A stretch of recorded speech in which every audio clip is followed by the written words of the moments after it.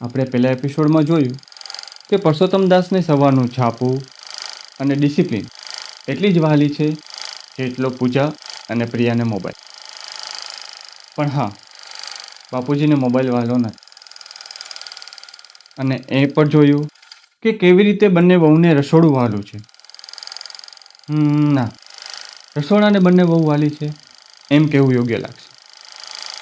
રાકેશને એનો ધંધો વહાલો છે તો અમિતને એની જોબ અને ફ્યુચર વિશે વિચારવું વહાલું લાગે છે. અને આ વહાલ જોઈને પડોશી શર્મા એટલે કે મને પણ આ પરિવાર એટલું જ વહાલો લાગે છે. તો શું આ પોતપોતાના જ વહાલમાં સાચું સુખ છુપાયેલું છે? ચાલો જાણીએ આજના આ એપિસોડમાં.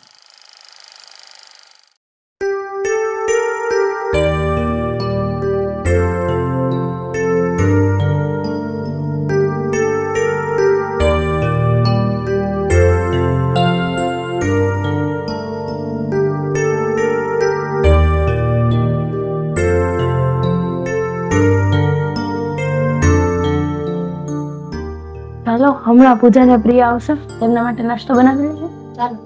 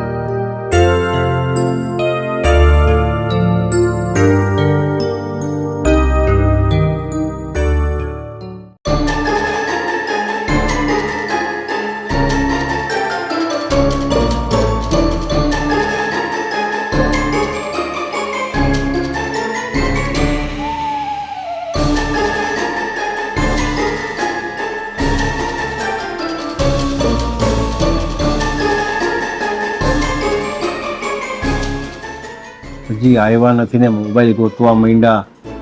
હાથ પગ મોઢું ધોવું નથી, દફતરનો ઘા કર્યો ને મોબાઈલ ગોતવા માંડ્યા.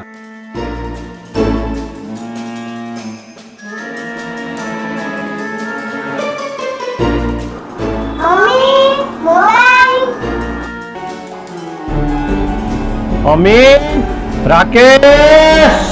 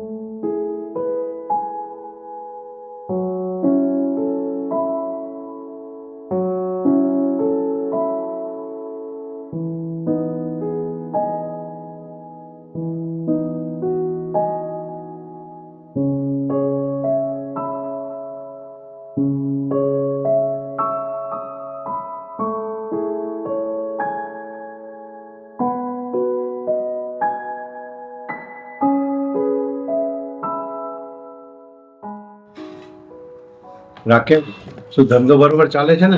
ધંધો તો મંદામાં ચાલે છે. નાનાને કહું છું સાથે આવી જાય, પણ એ માનતો જ નથી. તમે કઈક કહો તો થાય. પણ મોટા ભાઈ, હું પણ પરિવાર વિશે વિચારી રહ્યો છું, પણ મારે મારા કરિયરનું પણ કંઈક જોવું તો પડશે ને. અરે થોડું એડજસ્ટ તો કરવું પડે ને. મેં એડજસ્ટ કર્યું હતું, બાપુજીએ એડજસ્ટ કર્યું હતું, તારે પણ કરવું પડે ને. જુઓ રાકેશ અને અમિત, હવે તમે લોકો નાના નથી રહ્યા. તમે હવે મોટા થઈ ગયા છો. હું કહું અને તમે લોકો કરો એના કરતાં તમે તમારા જાતે નિર્ણય લઈ લ્યો અને કાલ સવારે મને જણાવી દો કે આપણે શું કરવું છે. જો અમિત, તારે જોબ કરવી હોય તો જોબ કર, અને રાકેશ સાથે ધંધામાં જોડાવવું હોય તોય કાંઈ વાંધો નથી. હું તારા નિર્ણય સાથે છું.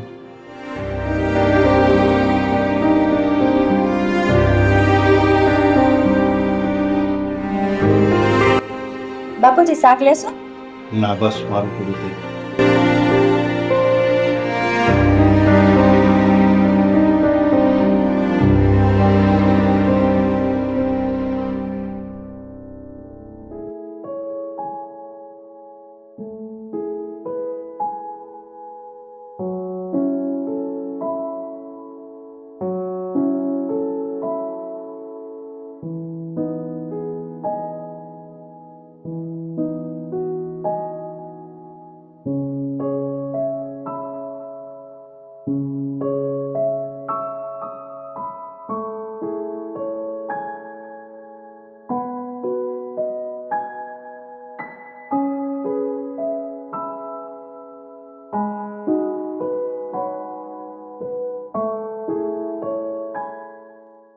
બરાબર છે.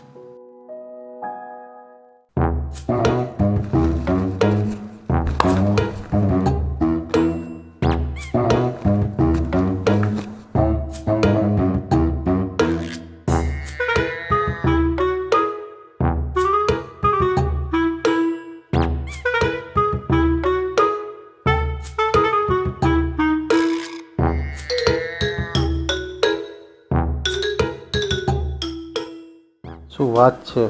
મોબાઈલની જગ્યાએ બુક?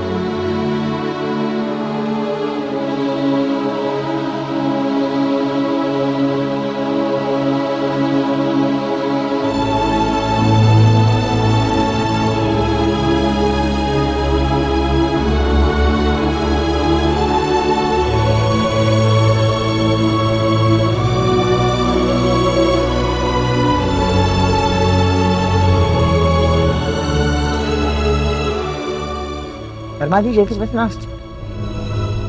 શર્માજી, શર્મા,